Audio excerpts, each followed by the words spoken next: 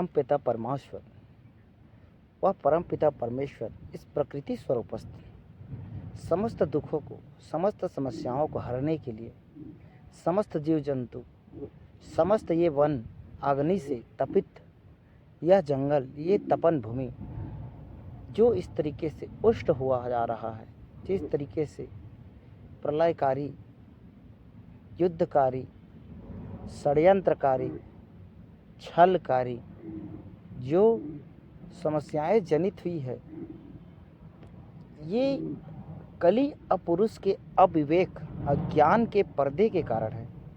और इस अज्ञान के पर्दे, इस विकृत स्वरूप संसार को पुनः सुसंस्कृत, सभ्य और प्रकृति स्वरूपस्थ हरित प्रकृति, हरित धरती, स्वच्छ आकाश, स्वच्छ परिवेश बनाने के लिए उस स्वरूपस्थ परमात्मा, परम पिता परमेश्वर और उस निराकार, निर्गुण, अढ़ाकार जो परमेश्वर है, उसका इस धरती का उद्धार हेतु, जो कि स्वयं की, और वही एक पुनर्निर्माणकारी शक्ति है जो इस धरती के सभी जीव जंतु, पशु पक्षी इस तपिश भरी अग्नि में जिस तरीके से आप देखेंगे, जो मवेशी गायें जो विचर रही है, वन अग्नि से जली, जैसे पक्षी आसमान में विचरण कर रहा है, इस अग्नि से तपिश थे, व्यथित है पूरी तरीके से। आप देखेंगे साथियों, ये जो गोवंश है, गो सभ्यता है, ये इस तरीके से तपिश हो गई है, अग्नि से प्रज्वलित हो चुकी है। इस तरीके से यह संसार विनष्टकारी, नाशकारी संसार में बदल चुका है। आप देखेंगे साथियों, इस स्वरूपस्थ मानव को इस संसार में जिस लिए भेजा गया था, वह उस कर्म को सही नहीं करा, लेकिन उस परमपिता परमेश्वर का यह चांद, सूरज, अग्नि, पवन आज भी अपना इसी कारण, इसी अन्याय, व्यभिचार, इस पाप के कारण और तपन को बढ़ा रहा है, युद्ध जनित परिस्थितियां बढ़ा रहा है। विभिन्न उल्कापिंड से घटनाएं घटित हो रही हैं जो इन जीव जंतुओं को, इन आपके इस मनुष्य के दुर्बुद्धि, दुर्गुड़ी कृत्य के कारण जीव जंतुओं को भोग विनाश का सामना करना पड़ रहा है। साथियों, यह उस परमपिता परमेश्वर की कृपा है जो आप सभी को सौभाग्य मिला है। उन भक्त जनों को, उन सद्गुणी आत्माओं को, उन गृहस्थ आत्माओं को, उन स्वरूपस्थ आत्माओं को, उन वानप्रस्थ आत्माओं को, उन ब्रह्मचर्य महापुरुषों को, उन भक्त जनों को, उन सभी तरीके के जीव जंतु, पशु पक्षियों को, उन विभिन्न योनियों, नर स्वरूपों को, उन पौरुष स्वरूपों को, ना कि अपुरुषों को, उन पशु पक्षी, चील, गिद्ध, बाजों को, जो कि आज इस संसार में आज भी इस उन बादल स्वरूपस्थों को जो अपने प्रकृति की निर्माण और पुनर्निर्माण और विनाश की प्रक्रिया को संचालित करे हुए हैं। क्योंकि जो घोर लीला, जो अज्ञान लीला जिस तरीके से घटित हुई है, वह सब निश्चित ही विनाशकारी है। इन सब को विघटन होना, नष्ट होना परम आवश्यक है। यही एब्सोल्यूट ट्रूथ है, परम सत्य है।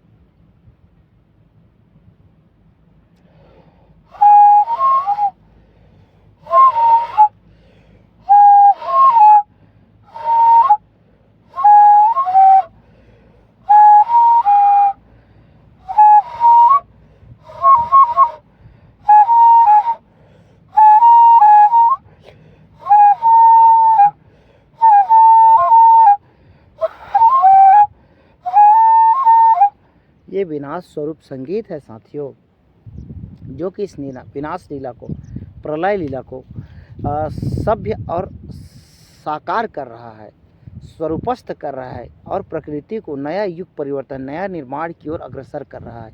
यह विनाश भी परम आवश्यक है, तभी पुनर्निर्माण हो पाएगी, तभी धरती को इन पापियों के, कलयुगी मानवों के बोझ से उन्मुक्ति मिल पाएगी।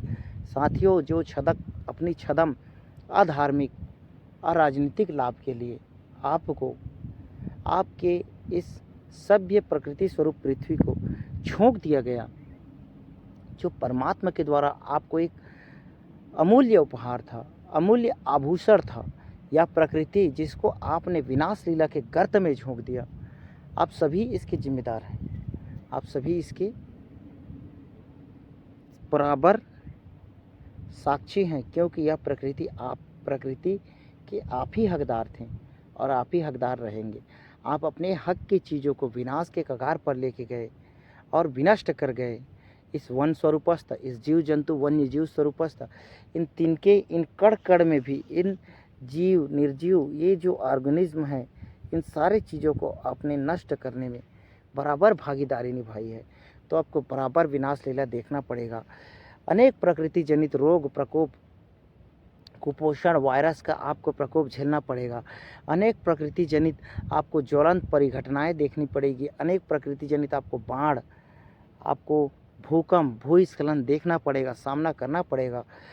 अब इसमें गेहूं के साथ घून पीसने वाले, दोषों के साथ दोषियों के साथ निर्दोषों को भी इस हवन कुंड में, इस यज्ञ में आहुति अपने प्राणों की देनी पड़ेगी, क्योंकि महायज्ञ हो रहा है, महायज्ञोपवीत हो रहा है। और यह यज्ञ जब तक सतयुग न ला दें, जब तक सतयुग न ला दूं, तब तक यह समाप्त नहीं होने वाला। यह पूरा युग परिवर्तन, ये निर्माणकारी युग परिवर्तन है। जब तक प्रकृति को साम्य अवस्था में पुनः न समीकरण बना दूं, तब तक यह विनाश लीला, स्वरूपस्थ लीला चालू रहेगी और तीव्रतर बढ़ेगी, तीव्रतर बढ़ेगी, तीव्रतर बढ़ेगी। एक चेतावनी है आपको। यह चेतावनी स्वरूप लेकर आप ऐसे जगह में, ऐसे उन भक्तजनों के आश्रय में, शरण में, धर्म में, जहाँ क्षमा है, दया है, करुणा है, प्रेम है और एक बंधुता है, वहाँ चले जाइए। आषाढ़ स्थली में स्वरूप पा लीजिए। नहीं तो आप सभी को, आप साथी के अनुरूप नहीं हैं। आप सभी को विनाश लीला देखना पड़ेगा, उस विनाश लीला के गर्त में जाना पड़ेगा।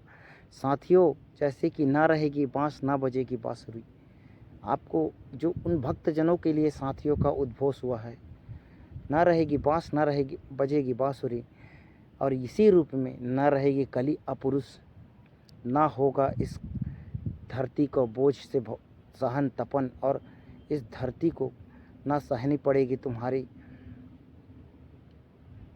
एक कुरूप पाप, दुरूह प्रकोप का सामना करना। इसलिए एक बार पूरी तरीके से विनाश करके नया स्वरूपस्थ, जो साथियों एक संकेत है, आप उन क्षेत्रों में चले जाएं। आपको उन जनजातीय क्षेत्रों में, उन भक्तजनों में जहाँ पाप का घड़ा कम है, जहाँ पापी स्वरूपस्थ एक प्रकृति से जन्य लोग हैं, आप वहाँ चले जाएं। आपको एक सांकेतिक भाषा में साथियों, आप छत्तीसगढ़ के उस वनांचलन क्षेत्रों में चले जाएं, आप उड़ीसा के उन क्षेत्रों में, पश्चिमी वनांचलन क्षेत्रों में चले जाएं, आप झारखंड के दक्षिणी वनांचल क्षेत्रों में चली जाएं। यदि आपको अपनी प्राण प्रिय हैं, प्राणों की रक्षा चाहते हैं और आपके हृदय में धर्म का तराजू अभी बराबर है, क्योंकि साथियों अधर्म का तूला नीचे दब गया है मेरा और धर्म का तूला ऊपर उठ गया है, तो जिनके हृदय में धर्म का तराजू अभी बराबर है, वह इन क्षेत्रों में आ जाए। आपको यह एक परमात्मा का संदेश है। आप उन छत्तीसगढ़ के जनजाति वनांचल क्षेत्रों में, आप झारखंड के दक्षिणी क्षेत्रों में, आप उड़ीसा के पूर्वी क्षेत्रों में, आप आंध्र प्रदेश के उत्तरी क्षेत्रों में, उत्तर पश्चिमी क्षेत्रों में, इन क्षेत्रों में शरण स्थली बना ले साथियों। विनाश लीला के प्रकोप से आपको उन्मुक्ति चाहिए और किसी भी तरीके से उन्मुक्ति चाहिए, तो क्योंकि मैं सर्वत्र सदा विनाश लीला फैलाने वाला हूँ, प्रचार करने वाला हूँ। यह उस परमपिता परमेश्वर का आदेश है, निर्देश है, संदेश है, जो कि आप सभी तक पहुँचाना मेरा परम कर्तव्य है, एब्सोल्यूट ड्यूटी है।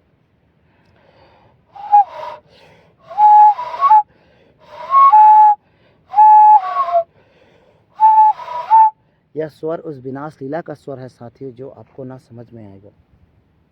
और उस विनाश लीला के प्रायोगिक स्वरूपस्थ अभ्यास का है।